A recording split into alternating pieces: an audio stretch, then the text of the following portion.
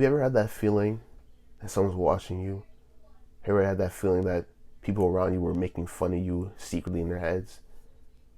Have you ever had that feeling that wherever you walk, everywhere you go, when you look people at people, they're looking down on you?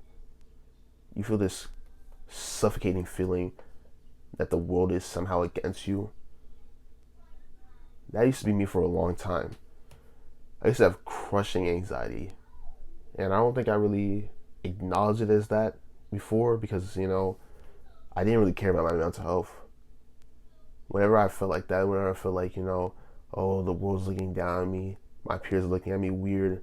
Why is she looking like that? Like, oh, what can I do to, make these people look at me like the way I want them to look at me? When you think like that, when you sit there and just you worry about everyone that's, what everyone else is doing, you're worrying about what everyone else is thinking about you. You're going to slowly fill yourself up with this perception that the world somehow hates you.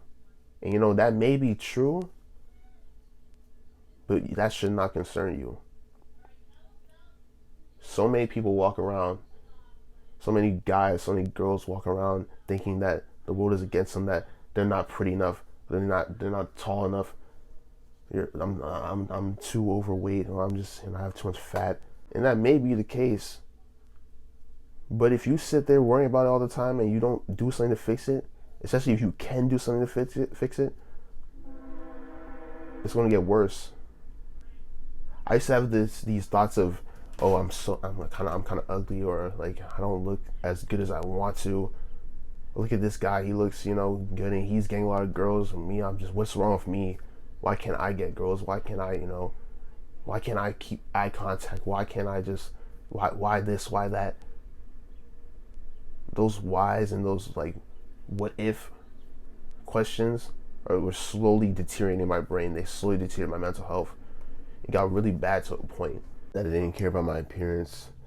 And it wasn't even a positive way, it was in a negative way where I didn't care about myself. I wasn't taking care of myself. I just, let myself go in a lot of ways. And it was a downward spiral until I found self-improvement and found videos like Hamza, Ice Cold JT, Spiritual Soul, when he was like doing spiritual videos. Those videos really helped me out, and they really brought me out of the darkness that I was really in. And anxiety and social anxiety is no joke. It's not something that, oh, just don't be anxious, don't, it's not like that. It really is something that can cloud your judgment, cloud the way you perceive yourself and perceive those around you. It's really a negative emotion that you feel, a negative feeling, and the way it seems to creep up on you in certain situations can really destroy any relationships or any connections that you could have with people in the past. I remember a lot of times, like back in like high school, there were times where I could have had like a relationship with a girl or something like that.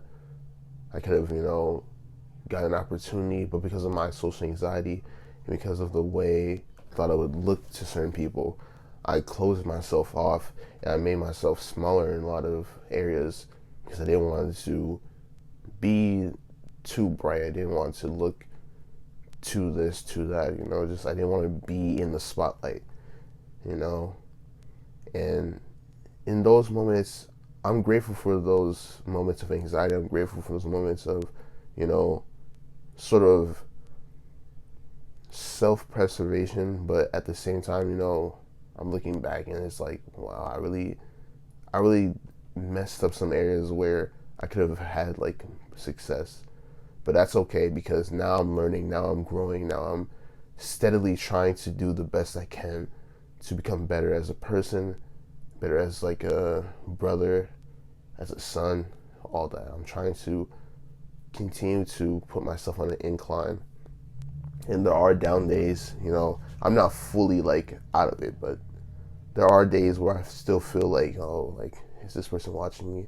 And in those moments, like, I'm really proud of myself because sometimes when I like start to question myself in like public, when I'm like in public settings, I'm like, oh, should I ask this person this or like that? And like, I get nervous.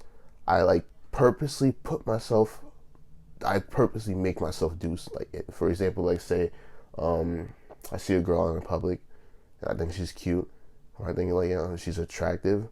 I'll purposely go and ask her for a number. I'll purposely compliment her, and it's like I do that as like an exercise to sort of offset my anxiety. I try to like take my anxiousness and sort of like use the way I'm direct as a way to counter it and sort of like get like less. It's still there, but it's a simple way to try to cut it off. For you to overcome your anxiety, you had to purposely put yourself in uncomfortable situations. And I know that sounds, doesn't sound the most appealing. You probably wanted an easy answer, like, oh, just do this or do that. But really, it starts with your mental health. It starts with improving yourself. It starts with putting yourself in those uncomfortable situations that make you nervous, that make you feel like, you're not in your best element. Because if you're not going to do those things, you're not going to grow. Because in order for anybody to grow, in order for a man to grow, it's like, they say, coal can become diamonds if you just put it under some pressure. So you have to put yourself under some pressure. It may be uncomfortable. You may feel like you're being squeezed, but you have to put yourself under pressure. You have to put yourself in situations that aren't your greatest strength, because that's the only way you can grow. Modern society has conditioned you to take the easy way out, to take the acceptable way out. But sometimes you have to go straight forward, no matter what. Let your efforts match your fruit. Peace.